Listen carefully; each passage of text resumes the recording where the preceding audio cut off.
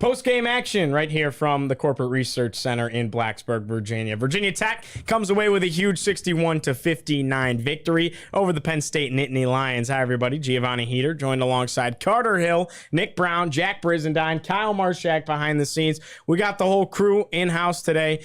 We had a great watch party. Thanks so much to everyone that joined us on there. Appreciate everyone hopping over to the live and giving their feedback right here as we break down this 61-59 victory for the Hokies, who move on to 4-0.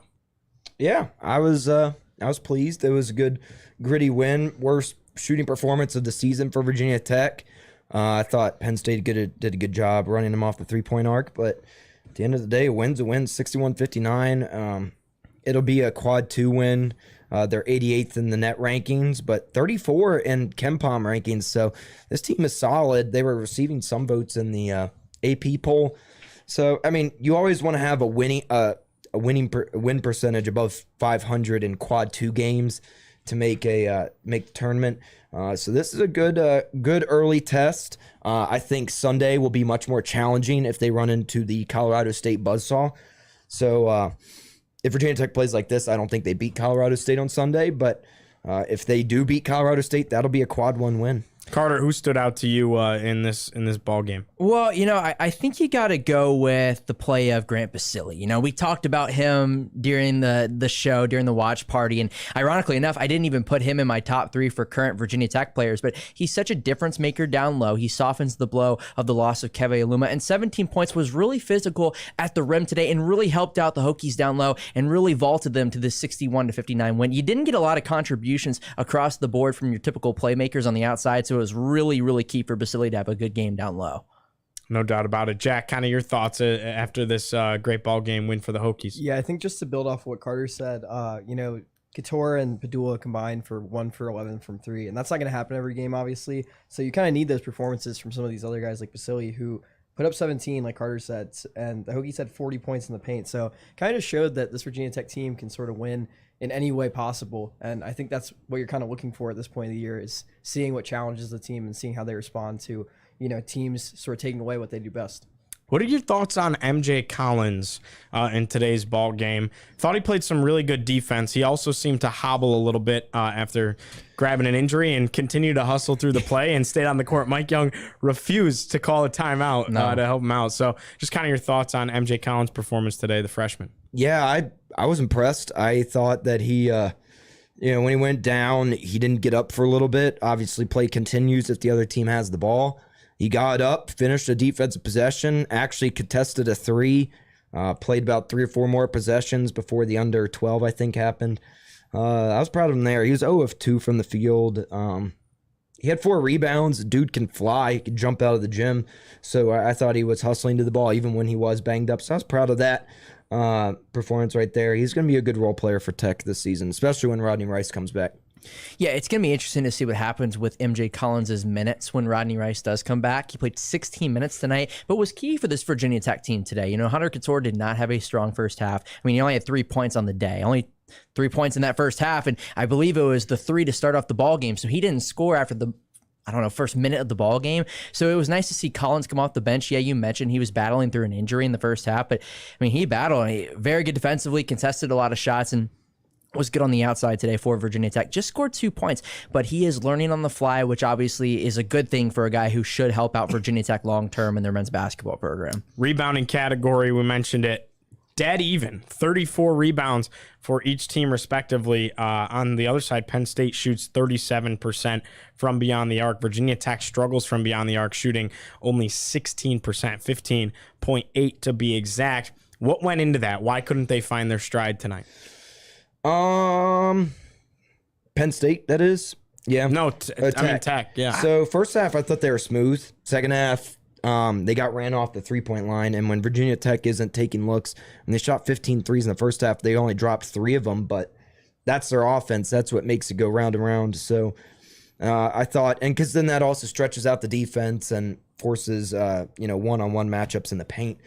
Well, Virginia Tech didn't have hardly any threes, only 4 attempts in the second half, didn't knock down 1, and didn't have that chance to stretch out. But I thought they adapted really well on the fly, and I thought Basile had his best interior game of the year by far. Mutt's his second double-double of the year. He looked really good backing down a few guys, put on a good couple post moves. So I was proud how they adapted and kind of, even though they got away from their offense, their traditional offense, they found more success. They found other success other places, but only 24 points in the second half. Basile, though, back-to-back strong performances defensively, which is something Mike Young certainly wanted to see, Gio. I mean, we talked about it the other day when we were just hanging out last night. It was such a wake-up call, I think, that Mike Young was trying to convey to Grant Basile to sit him yesterday. And not that he still played starter minutes, but Lynn Kidd started in favor of him. Virginia Tech, though, I just attribute it really to just a rough day shooting. You're going to have those. But, hey, you crank these out. I mean, we've seen it on Twitter all throughout post-game and throughout the YouTube comments as well. But when you can crank out a win like this against a solid Power 5 opponent and you did not have your best game shooting at all, I mean, they shot the ball horribly today, particularly in the second half, just 24 points.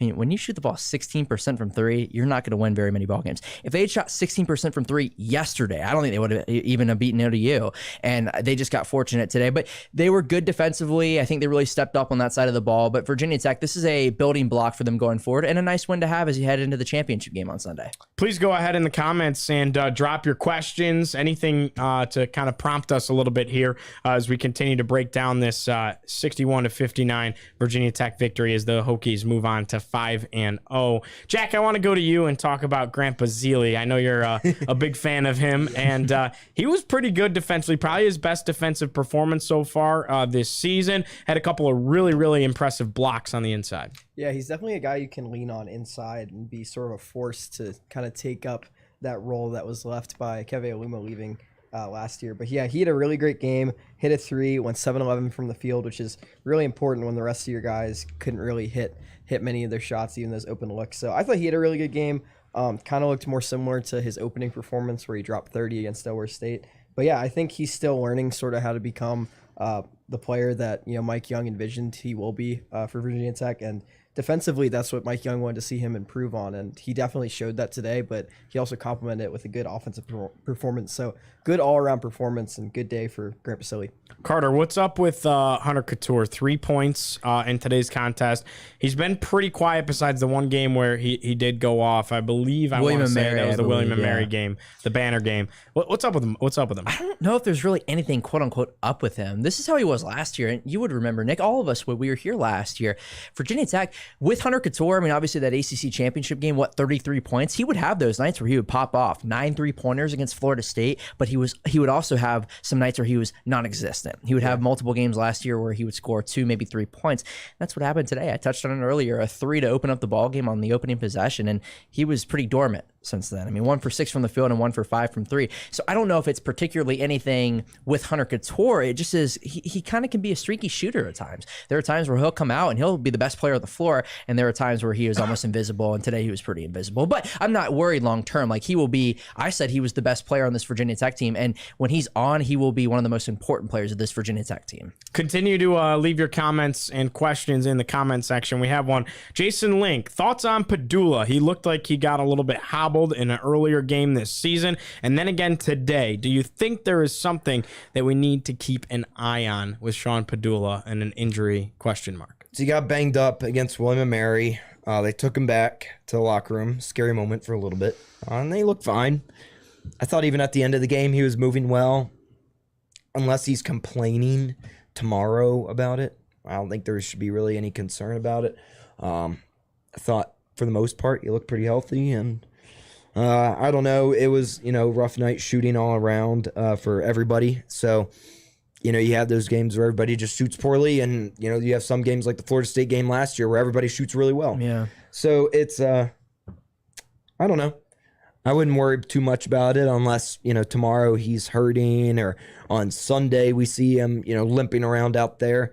I just wouldn't think too much into it. The thing, though, too, is if there's something seriously wrong with him, he would not have come back into that William & Mary game, and he probably wouldn't have even been playing this weekend. I mean, Rodney Rice isn't even playing this weekend, and he probably would be a good to go if they really had to have him play. I'm not really concerned about Sean Padula. Yeah, I mean, 0 for 6 from 3.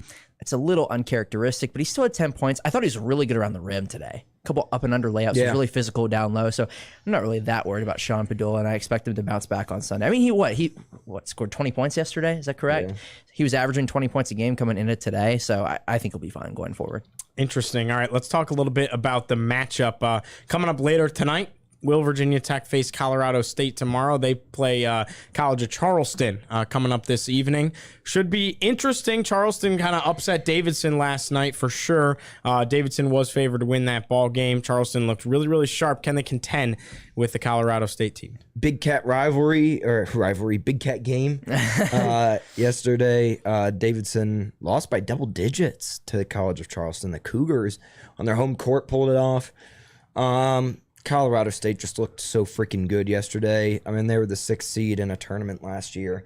And the Rams have just been really, really good last year, and I think they're just as good as they were last year as they are this year. So I think Tech will play the Rams. I would assume Colorado State, to be honest with you, would be favored in that game between Tech and State. Mm-hmm. So that one concerns me a little bit. If Tech has a performance like today, or even a performance they did against ODU, I think the Rams could run away with it, especially in the second half.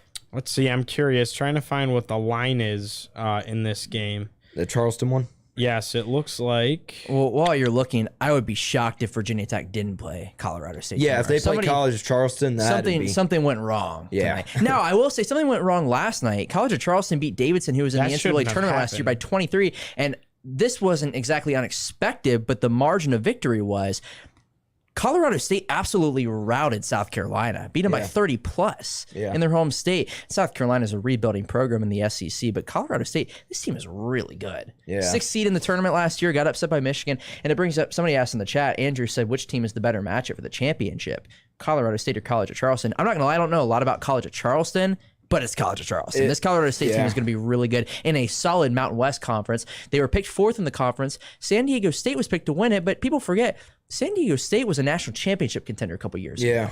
So this Colorado State team has been good for a long time, and I believe they'll be a challenge for the Hokies on Sunday. Yeah, I think it would be better TV ratings, too, if it was Colorado State, Virginia Tech. This is interesting. It is only a 1-point spread. And get this, Charleston is favored by 1 point. Oh, my gosh. Yeah. I mean, my point still I'm not going to lie, that is like... I know. Do they get the Kyle? What are your thoughts back there? -3 home juice. They must get them. They must get the -23 home juice. Yeah, I don't know what's that. -23 home juice. I would be. No disrespect to the Cougars, but if this game's within 15, I'd be surprised. Let's look up. I mean, the CAA is a decent conference, but like. Charleston. Now I'm not a betting man, but if I was, I'd probably Gio. I'd probably have to take Colorado State. You're shining the spotlight on yourself, big guy. I've just said, if I was a betting man, I would put it on Colorado State tonight. But he is not. Correct. He is no betting man. Correct. But anyways, I would expect Virginia Tech to play Colorado State. If they don't, I would be. I'd be surprised. Very, very surprised. We got some more comments and questions here. Andrew says that which team is the better matchup for the championship, Colorado State or Charleston? Better matchup is you want to play Charleston. Yeah. No, I think Tech would want to play Charleston, but if you get Colorado State, that's very true. That's a great point. That is a great point. So you want to play Colorado? Yeah, you want it because you escaped this tournament with a quad 2 and quad 1 win. That's pretty big. If you lose, you're early on in the season, but if you could get a quad 1 win and knock it out this early on, that would be really solid. People forget Virginia Tech didn't have a quad 1 win until they went down to Miami in late February last year. So it was very well documented. I feel like you heard that every single day up until they got it. Yeah. So this is a good opportunity if Colorado State plays the Hokies. Kind of hope they do. If you win too, I think if Tech wins. If they beat Colorado State, they are for sure ranked top 25. Gosh, I would love to see that. Oh, yeah. I would love that. Then you get Charleston Southern at home next Friday on Black Friday. Then you get Minnesota on Monday, who struggled against a mid-major yesterday. I think if Virginia Tech wins on Sunday, they're going to be undefeated going into the North Carolina game 2 weeks from Yeah, Sunday. because I think they'll beat Minnesota here. that Minnesota is- isn't very good. That would be a big game. Yeah. I mean, you're talking about maybe a top 15, top 20 team entering, again, hosting top 3 North Carolina in the country. Maybe number 1. Yeah. That would be College of fantastic. Charleston That's a was big game. College of Charleston was picked to finish 4th out of 13 teams in the CAA, and the CAA is a 1-bid league. So that's interesting. I mean, there's a lot of one-bid leagues. Who's at the Well- top of that list? Towson, Okay. Towson, Towson, Hofstra, Delaware, College of Charleston. Yeah. So I don't know. That just kind of surprises me that they're favored tonight, but I'd be surprised if they play College of Charleston. Yeah. Interesting thought coming in here in the comments. A lot of people want to do like a fan feedback type thing where we have a call-in line.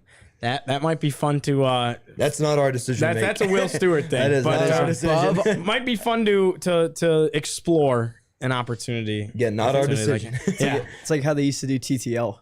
Yes. Tech Talk Live. Yeah, that used to be a call-in show. All right, let's do a final whip around before we wrap things up here. Give us what your final thoughts on today's game. Big win for Virginia Tech. Quad 2 win. You move on 5-0 on the season. At worst, you're probably entering the UNC game with 1 loss to a good Colorado State team. I think this is a big win. Gritty win.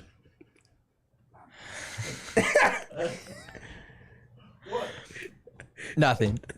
Just speak about Nothing. basketball. No, this was a big win for Virginia Tech. A win's a win.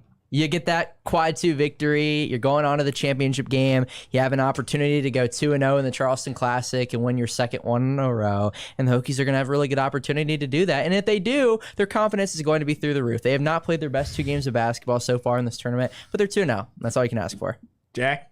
Yeah, basically what they said. A win, no, seriously, like a win's a win. Imagine what the conversation would be like if We lost. if they hit that, if they actually got a Yes. chance to hit a 3 at the end. It's a great point. So, win's a win. Quad 2 win. Gotta love it. Hokies 5-0 on the season, and it's a very young season, but 5-0 makes it very, very exciting. Thanks so much for being with us all day. It was fantastic. Loved watching basketball with all of you. Enjoying good times with friends here on the set and getting to wrap things up after. This week's going to get a little strange because of it being Thanksgiving. Probably a lot of pre-recorded stuff. Probably from afar, doing it virtually, so you might not necessarily see us on the set. So be very on the lookout on Spotify, because it might be a lot of audio only stuff based on what Will kind of wants to put out content wise. So definitely be on the lookout on the Spotify. Again, thanks so much for being here. Hokies win at 61-59 over Penn State. They move on to 5-0. For Kyle Marshak behind the scenes, Jack Brizendine in the 4th chair, Carter Hill and Nick Brown on the set. I'm Giovanni Heater saying so long from Blacksburg. We'll see you next time and have a great holiday week.